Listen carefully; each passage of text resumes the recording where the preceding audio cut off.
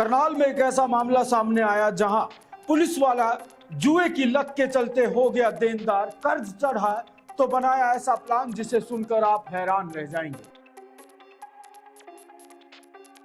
Head constable Narendra ने कैसे अपने ही दोस्त की किडनैपिंग की साजिश रची है और किस तरह से फिर वो पकड़ में आया, आपको बता दें।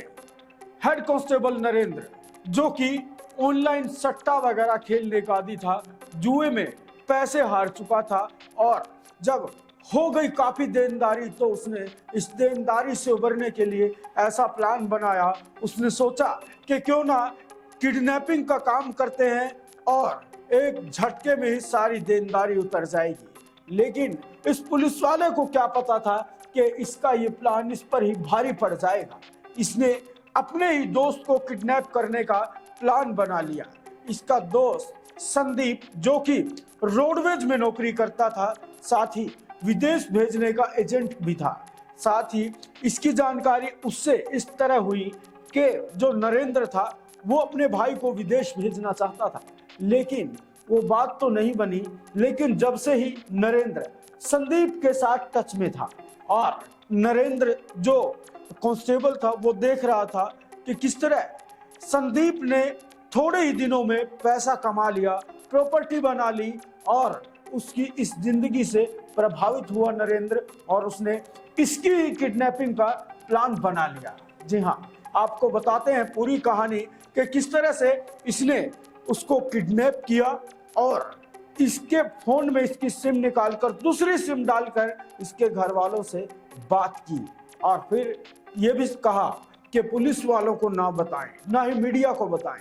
और फिर कैसे हुई पूरी घटना, आइए दिखाते हैं पूरा मामला कैसे खुलासा किया है पुलिस ने ही इस किडनैपर पुलिस वाले का। किडनैप करने के बाद एक्चुअली क्या है, दिनांक 4/1/2025 को एक संदीप कुमार नाम का व्यक्ति था। वो हरियाणा रोडवेज में बतौर ड्राइवर भी काम करता था, लेकिन अब वो उन्होंने विदाउट पे हो रखा था और वो विदेश भेजने का काम करता था बच्चों को, एजेंट का काम करता था। जो संदीप नरवाल था उन्होंने रोडवेज में भी नौकरी पहले नौकरी करता, लेकिन अब विदाउट पे था। अच्छा जी। रोडवेज से विदाउट पे चल रहा था, काफ़ी दिन से ड्यूटी पे नहीं आ रहा था। तो विदेश भेजते थे। वो एजेंट का काम करता था, बच्चों को विदेश भेजता था। तो इन्होंने जो एक मुलजिम है इसमें, हमारा पुलिस कर्मचारी नरेंद्र अपने भाई को विदेश भिजवाने के लिए करीब 1 साल पहले इसके पास आया था, लेकिन किसी कारणवश इसके पैसे का जुगाड़ नहीं हो सका। लेकिन इसके टच में रहता था, वो उसके घर बार देख रखा था संदीप का और जानकारी थी संदीप से। बाद में उसने देखा कि संदीप ने तो कुछ ही समय में जो बहुत ज़्यादा प्रॉपर्टी बना ली है, ज़मीन भी खरीद ली है और काफ़ी मोटी मोटी चढ़ने का करोड़पति आदमी हो गया है।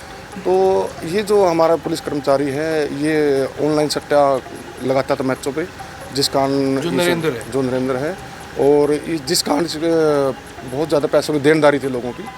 उस देनदारी से बहुत खर्चा तनख्वाह से कम चलता, क्योंकि सारा मैक्सिमम पैसा ये सट्टे पे उड़ा देता था जी। तो इसने प्लान बनाया कि क्यों ना किसी ऐसे आदमी को उठाया जाए जो 2-3 करोड़ रुपये आसानी से हमें दे दे और हमारी ज़िंदगी आसानी से कट जाएगी। तो इन्हें तो अपने 2 साथी तैयार किए कि ऐसी ऐसी बात है। एक संदीप नरवाल नाम का आदमी है, वो पहले भी दिल्ली पुलिस ने उठाया था, वहाँ से भी जमानत करा के आया है, वहाँ से भी, और काफ़ी पैसे कमा के। अगर हम इसको सॉफ्ट टारगेट है और इसको उठाएंगे तो आसानी से 2-3 करोड़ रुपये हमें आसानी से प्रोवाइड करवा देगा ये। उसके बाद इन्होंने 4 तारीख पहले 1 तारीख को आए हैं इसके गांव में, उनके घर वालों से बात की। लेकिन उस दिन क्या हुआ कि संदीप नरवाल घर पे नहीं था। घर वालों से क्या बात? घर वालों से बात हुई कि हम ऐसे मिलने आए हैं उससे, किसी कोई काम है हमें, उससे मिलने आए हैं। घर वालों से बात रेकी करने आए थे एक्चुअली में। ये वहाँ से घर के रेकी भाई कहाँ से कितने बजे जाता है, कैसे क्या काम करता है, ये पूरी प्लानिंग के साथ 2-3 घंटे इन्होंने गाँव में बताए वहाँ नरूखेड़ी में। उसके बाद ही वापसी चले गए जी। उसके बाद 4 तारीख को इन्होंने पुलिस कर्मचारी ने दोनों को फ़ोन करके बुलाया, भी असले लिया, आज सही मौका है इसको उठाने का। और तो प्लानिंग की पूरी प्लान बिल्कुल भाई, इसकी 15-20 दिन से प्लानिंग चली हुई थी। बस ये टाइम लगा रहे थे भाई हमें मौका कब मिले जी। तो जब 1 तारीख को आए, इन्होंने देखा कि भाई ये दोपहर को 1 से 1:30 बजे के बीच में अपनी लड़की को सरकारी बस में बैठाने आता है। इसकी लड़की संदीप कुमार की लड़की कोचिंग लेती है करनाल में, और सरकारी बस में से वो नरूखेड़ी से शहर करनाल में आती है और वहीं से शहर से बस में ही अपने गांव जाती है। ये दिन में 1 से 1:30 बजे के बीच में अपनी लड़की को बस में बैठाने आता है। तो इन्होंने प्लान के मुताबिक 4 तारीख को अपनी गाड़ी को पहले अपनी गाड़ी है जो आरोपी अक्षय कुमार की है, इसके नाम पर रजिस्टर्ड है। जब ये मधुबन से चले थे ऑलरेडी इन्होंने नंबर प्लेट उतार दी थी और उसकी नंबर प्लेट को डिग्गी में डाल दिया था। बिना नंबर की गाड़ी थी तब? उस टाइम जब गांव में आए उधर नंबर प्लेट ना आगे से ना पीछे थे इसके, और प्लान के मुताबिक इन्होंने बस स्टैंड के पास अपनी गाड़ी को लगा दिया। जैसे ही संदीप कुमार अपनी लड़की को नरूखेड़ी बस स्टैंड पे लगा? नरूखेड़ी बस स्टैंड पे जैसे ही संदीप कुमार अपनी लड़की को छोड़ने के लिए आया तो उसने अपनी लड़की को बस में बैठाया, बस वहाँ से चली गई। जैसे बस स्टार्ट हुई मुड़ के करनाल की तरफ आई तो उन्होंने अपनी गाड़ी को स्टार्ट कर लिया, और संदीप कुमार जैसे ही अपनी बाइक पे बैठ के वापसी घर जाने लगा, इन्होंने अपनी गाड़ी को वहाँ उसकी बाइक के आगे अड़ा दिया। और आरोपी जो अक्षय है और सुरेंद्र है दोनों असला लेके अपनी गाड़ी से नीचे उतरे। इन दोनों ने उसकी बाइक को पहले गिराया और फिर असले के दम पे उसको जान से मारने का भैग दिखा के गाड़ी में ज़बरदस्ती डाल दिया। और डाल के आरोपी सुरेंद्र उसकी गाड़ी के पीछे बैठ गया, और जो पुलिस कर्मचारी है वो आगे हमारी कंडक्टर सीट पे बैठे, और आरोपी अक्षय ने गाड़ी चलाई। वहाँ से बड़ी स्पीड से ये वहाँ से उस बंदे को किडनैप करके ले गए। बाद में उसकी इन्फॉर्मेशन पुलिस के पास आई, पुलिस ने बड़ी तत्परता से फिरौती भी मांगी थी? अभी हमारे पास इन्फॉर्मेशन आई है, ये नहीं था कि किडनैप किसने किया जी। तो उसके करीब 1 घंटा बाद फिरौती की कॉल आई। इन्होंने बताया कि हमने इसको किडनैप कर लिया है और 2 करोड़ रुपए का इंतजाम कर लो। हमारे माननीय पुलिस अधीक्षक करनाल ने बड़ी समझ और सूझबूझ से का परिचय देते हुए अलग अलग टीमों का गठन किया। सख्त हिदायत थी कि जिस बंदे का किडनैप किया है उसको कुछ नहीं होना चाहिए जी। पहली प्राथमिकता उसको सही सलामत बरामद करने की थी। प्लान के मुताबिक हर जगह नाकाबंदी हुई। ये उसके बाद इन्होंने जींद इलाके में जाके फिर से कॉल किया कि भाई पैसे का जुगाड़ करो। उन्हें कहा मैं 2 करोड़ का जुगाड़ नहीं हो सकता। उन्होंने कहा कि आप 1.5 करोड़ रुपये कर दो, 1.5 करोड़ में हम काम चला लेंगे, आपके बच्चे को सही सलामत छोड़ देंगे। जब ये उसके बाद ये आरोपी संदीप कुमार को ले जाए गुहाना गए, वहाँ गाँव के इलाके में घुमाते रहे इसको, और संदीप कुमार के पापा से जो संदीप कुमार की सिम थी उसी सिम को अपने नए फ़ोन में डाल के उसी से कॉल कर रहे थे, फिरौती मांग रहे। लास्ट में जब बात नहीं बनी तो उनकी 80 लाख में बात तय हो गई कि 80 लाख रुपये संदीप कुमार का पापा देने को तैयार हो गया। और प्लान के मुताबिक इन्होंने कहा कि आप असंध आ जाओ, असंध में पैसे लेकर आ जाओ, असंध में इसको आपके हवाले कर देंगे और पैसे ले जाएंगे। ये गांव से होते हुए गुहाना से चले हैं तो रास्ते में सालवन का हमारे पुलिस चौकी का नाका लगा हुआ था। तो जब उन्होंने पुलिस कर्मचारियों ने उनकी गाड़ी को देखा तो उन्होंने देखा कि हाँ ये तो वही गाड़ी है, और हमारी पुलिस की गाड़ी ने इसका पीछा करना शुरू कर दिया।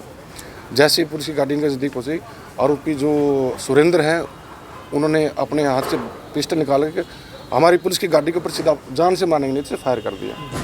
जब फायर गाड़ी पे लगा उसके बाद उस गाड़ी धीमी हो गई, धुंध बहुत ज़्यादा थी और बहुत ज़्यादा स्पीड में ये आरोपी अपनी गाड़ी को भगा के ले गए। उसके बाद टीमें अलग अलग इलाका में पूरी जींद पुलिस भी, सोनीपत पुलिस भी, पानीपत पुलिस भी, करनाल पुलिस भी, सब पुलिस अलर्ट पे थी। सबसे बड़ी प्राथमिकता की इसको सही सलामत बरामद किया जाए, इसके साथ कोई घटना न घट जाए। पुलिस की सबसे बड़ी चुनौती ये थी। उसके बाद इन्होंने अपनी गाड़ी को गुहाने की तरफ भगा लिया। हमारी CE2 की टीम भी इनके पीछे चल रही थी। लोकेशन हमारे लगातार ट्रैक कर रहे थे। उत्तर गुहाना की CI है जो वो भी इनको लगातार ट्रैक पे की थी, उन्होंने भी अपने नाकाबंदी की हुई थी। जब हमें ये लगा कि ये बिचपड़ी गांव से गुहाना की तरफ जा रही गाड़ी, हमने एक दो प्राइवेट गाड़ी भी ले रखी थी, सरकारी गाड़ी भी थी। जब इन्होंने अपनी गाड़ी के पीछे देखा कि हमारी गाड़ी के पीछे पुलिस की गाड़ी लगी है, इन्होंने बड़ी स्पीड से गाड़ी भगाई। बिचपड़ी से आगे गांव थोड़ा सड़क के ऊपर मोड़ आता है, एक मोड़ तो इन्हें क्रॉस कर लिया। गाड़ी इनकी कम से कम 100-120 की स्पीड पे थी, धुंध बहुत ज़्यादा थी। अगले मोड़ को ये क्रॉस नहीं कर सके और गाड़ी इनकी मोड़ के ऊपर पलट गई।